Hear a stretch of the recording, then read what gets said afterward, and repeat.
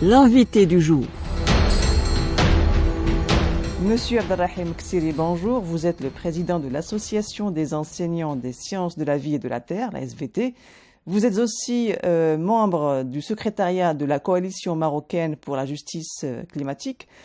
Comme vous le savez, Monsieur Ksiri, le Maroc accueille dans quelques semaines la conférence des Nations Unies sur le climat, la COP22. Quels sont les défis qui attendent le Maroc en tant qu'organisateur de la 22e conférence des parties? Le Maroc, pays hôte de la COP22, entre l'accord de Paris et l'accord de Marrakech, qui va initier les premières actions de déclinaison de l'accord de Paris avec les mécanismes et les approches pour mettre en place tous les outils de l'accord de Paris, que ce soit dans le domaine de l'adaptation, le financement, que dans le domaine de l'atténuation, mais aussi dans tous les domaines, énergie, etc.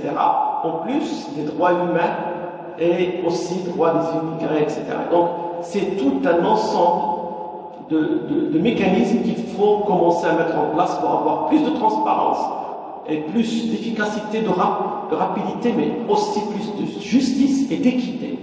Et dans ce cas-là, le Maroc, avec ses contacts d'abord à l'échelle mondiale, qui sont diplomatiques, il a cette tâche grandiose de mobiliser les pays pour une contribution plus forte. Parce qu'on a remarqué que les pays qui ont les signataires, ce ne sont pas les pays africains. On a un certain décalage. Donc il faut mobiliser les pays africains et tous les pays vulnérables pour qu'ils adhèrent et qu'ils agissent rapidement pour ratifier. Deuxième chose, il faut aussi, le Maroc doit trouver et proposer des mécanismes. Je crois que là, il est en train de travailler sur les approches et les méthodes de mettre en place l'adaptation. Parce que si l'atténuation elle est mesurée, on a compris comment la mettre en place, etc., comment faire le suivi, etc., pour l'adaptation, tout reste à faire. Et il y a une initiative africaine, mais aussi du Maroc, qui s'appelle 3A, Adaptation Agriculture en Afrique, et le Maroc est en train de travailler pour mettre en place tous les outils de cette adaptation pour qu'elle soit reconnue et intégrée de manière forte dans ces mécanismes de déclinaison et d'opérationnalisation de la COP. Donc le Maroc, il a sa tâche, d'abord en tant que gouvernement, parce que c'est sa mission première, mais aussi tous les secteurs sont concernés, aussi bien le secteur privé que la société civile, que la société scientifique, parce que tout le monde est concerné, et heureusement qu'on a un certain cumul qu'il faut exploiter. Le temps qui nous reste très court, mais on a encore une année de présidence du Maroc de la COP22 qui va commencer à partir de novembre et qui va se poursuivre pour une année. Et donc là, il faut absolument mobiliser tous les acteurs et écouter surtout ceux qui ont des solutions à proposer, que ce soit des solutions sur le terrain avec une petite initiative, aussi bien dans la montagne, dans les oasis, dans le désert. Le Maroc a une grande expérience d'adaptation de manière naturelle. Quel est le rôle que peut jouer la société civile dans la lutte contre le changement climatique? En réalité, si le monde peut changer, c'est surtout grâce à de grandes décisions des pouvoirs publics et des grandes décisions. Mais sans le travail quotidien de la société civile élargie, on ne peut pas arriver à une appropriation par la population et qui est le garant de la réussite des procédures et des mécanismes, des approches qui vont mobiliser tout le monde pour un nouveau monde beaucoup plus équilibré et avec un modèle économique plus durable. Donc dans ce cas-là, il faut depuis le début des négociations, la société civile a travaillé avec la société scientifique, surtout avec les rapports du groupe GIEC, et c'est ce travail de la société civile, comme militantisme, qui a essayé de mobiliser les États, de mobiliser les médias, et c'est ce qui a permis un petit peu d'asseoir une image forte de la réalité telle qu'elle est, avec des pays pollueurs qui ont une très grande responsabilité, grand impact, et avec des pays impactés. Et une nécessité de préserver toute cette biodiversité. Et donc, là, la société civile, elle a joué un très grand rôle, même si dans l'innovation, elle est observateur, mais toutes les actions qu'elle mène avant, au cours et après les COP, ce sont des actions très fortes, que ce soit dans l'encadrement, que ce soit dans la mobilisation, que ce soit dans le plaidoyer et la pression, et toujours en travaillant avec les différentes parties prenantes, surtout les médias, et GIEC et les groupes scientifiques. C'est là que la force de la société civile, qui reste le moteur. Maintenant, avec les COP, on a donné un peu plus de place à la société civile en tant qu'observateur et qui travaille dans la zone bleue, mais elle cherche toujours à avoir une place beaucoup plus grande parce que c'est la garant d'aller plus vite, parce que les changements climatiques sont rapides et on voit que leur impact cette année, c'était le climat le plus chaud depuis la création et l'utilisation du thermomètre. Donc il faut absolument agir très vite et donc donner plus de pouvoir et plus d'écoute à la société. Monsieur Ksiri, quelles sont les revendications de la société civile marocaine, africaine et internationale en matière de lutte contre les changements climatiques? Oui, nos revendications, on a déjà des revendications qui sont inscrites dans l'accord de Paris. La plus grande, c'est que le monde doit aller vers une limitation de réchauffement planétaire, 1,5 degré et pas 2 degrés et pas 3 degrés. Ça, c'est la grande demande. Deuxième chose, c'est que les énergies renouvelables puissent avoir tout l'appui et le soutien financier nécessaire et intègrent toutes les stratégies du programme territorial et national et international pour aller vers 100% énergie renouvelable vers 2050 et être sûr qu'à 2100, il y aura un monde neutre en carbone parce que dans l'accord de Paris, il y a déjà cette mention de neutralité en carbone à partir de 2050. Donc, il y a aussi une revendication, c'est pour donner toutes les possibilités de renforcement de capacités réelles et de transfert de technologie réelle du pays industrialisé aux pays impactés, qui sont les pays, c'est pas par solidarité seulement, mais parce que c'est leur droit. Parce que les autres, ils ont une responsabilité historique, et cette responsabilité, ils doivent appuyer l'Afrique, surtout, pour éclairer, parce que maintenant, il est noyé dans le noir, dans l'obscurité, il faut l'éclairer. Donc il faut un appui réel, un transfert technologique.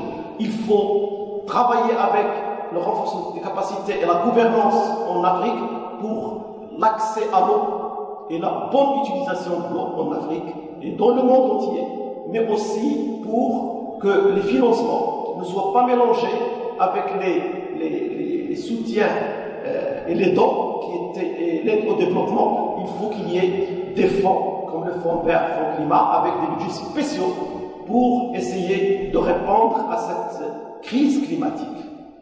Pensez-vous que la société civile aurait un poids dans les décisions qui seraient prises lors de la conférence sur le climat à Marrakech? Oui, ce qu'on est sûr, c'est que la société civile, le dernier mot, reviendra à la nature et à la société civile. Et c'est toujours le cas, parce que tous ceux qui donnent de faux messages et ceux qui font les mauvais choix, on a vu que le climat ne cessera pas d'entraîner des catastrophes naturelles, des inondations, des sécheresses qui vont les plier et qui vont leur montrer que les mauvais choix qu'ils ont pris ou le retard qu'ils sont en train de cumuler pour prendre les bons choix, les bonnes décisions et agir rapidement, ils vont payer cher et faire payer à leur pays, au monde, un prix encore plus cher.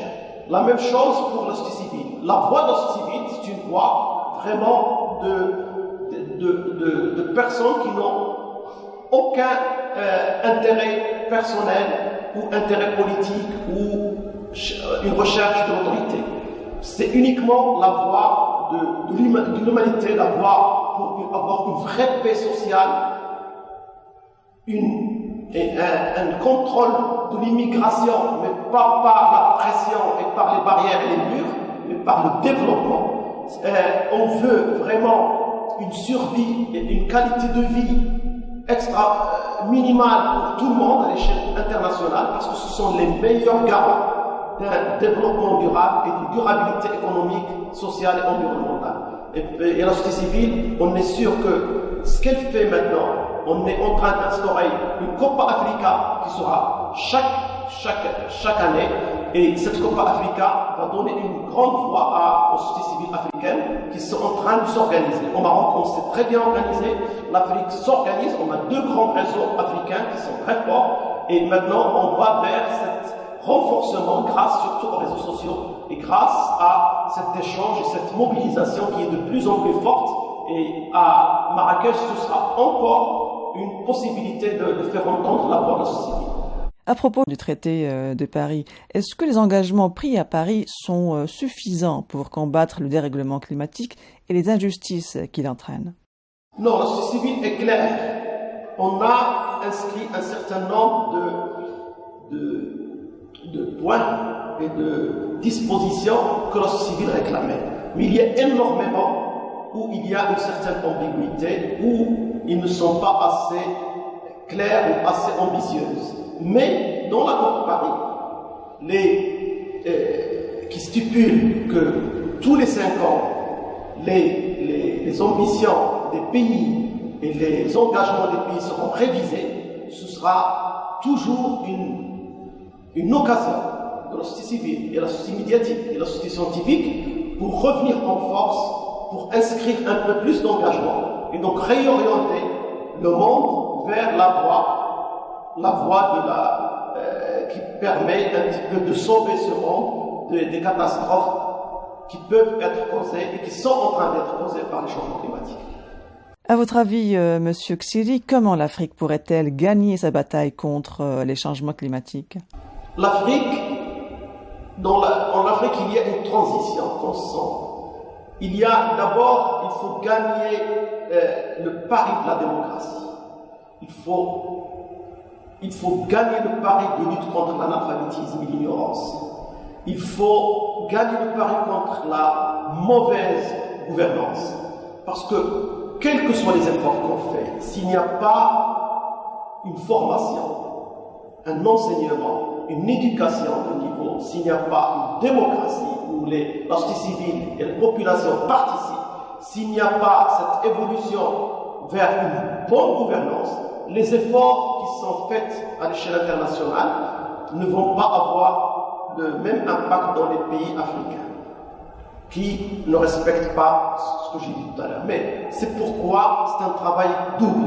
On travaille sur nous-mêmes en tant qu'individus, on travaille sur nos sociétés en tant qu'acteurs dans le politique ou dans le privé ou dans la société civile, mais on travaille aussi à l'échelle internationale. C'est pourquoi penser globalement et agir localement, ça devient vraiment agir à l'échelle internationale et agir et encore à l'échelle régionale et locale. Quelles sont, selon vous, en fait, les raisons qui pourraient susciter des inquiétudes quant à la mise en œuvre donc effective de l'accord de Paris? Oui, il y a des risques. Il y a des risques de retour en arrière.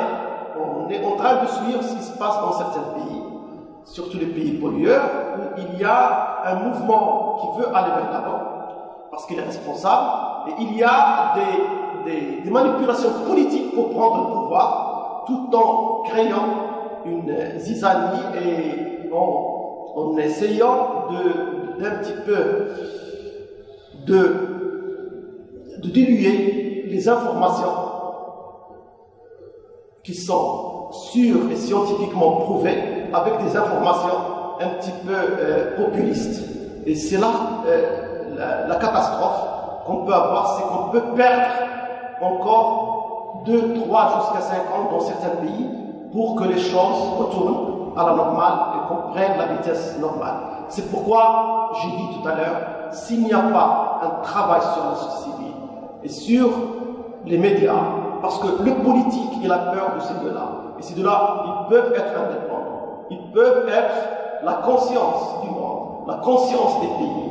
Et c'est sur eux qu'il faut se baser pour la société scientifique, la société civile et la société médiatique. Ce sont ces 3 sociétés qui peuvent nous garantir que le politique recadre, mais ce n'est pas de gagner le temps politique, de gagner des élections pour le court terme, mais de s'inscrire dans le long terme.